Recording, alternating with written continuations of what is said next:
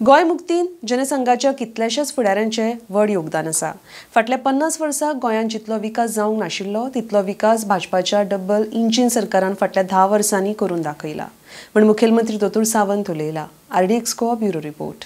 बरेचशे फावटी गोयच्या स्वतंत्र संग्रामात सुद्धा जनसंघ, राष्ट्रीय स्वयंसंघ आणि तेन्नाच्या आशिल्लो भारतीय जनता पार्टी म्हणजे जनसंघ श्री जगन्नाथराव जोशी हांचे योगदान, हांचे बलिदान हे तितकेच मोठे आसा। 1955 जाल्ल्या त्या बलिदानान म्हणजे लीड करता आसतना वेगवेगळे नेते पुराय देशभरांतल्यान हांगासर आयले आणि त्याच्या उपरांत जावपी आंदोलनात म्हणजे जनसंघाचे नेते जगन्नाथराव जोशी हांच्यांनी बी हिरिरीन भाग घेतलेलो गोय मुक्त जावचे म्हणून म्हटलं 1947 देश स्वतंत्र जालो। 1961 म्हणजे देश स्वतंत्र जाल्या उपरांत 1951 बाब दामून सांगले त्या प्रमाणे 1952 जनसंघाची स्थापना जाली।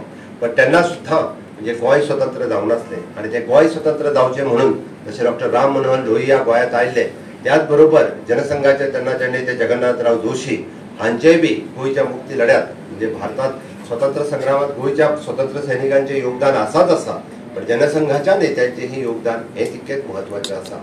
भारतीय जनता पार्टी 1980 जरी स्थापन झाली असत जाल्यार जनसंघ जनता पार्टी ते भारतीय जनता पार्टी पर्यंत म्हणजे गोय मुक्तीच्या स्वतंत्र संग्रामापासून गोयच्या ह्या उदरगती पर्यंत भारतीय जनता पार्टीच्या आणि जनसंघाच्या नेत्यांचे योगदान हे खूप व्हडले आसा।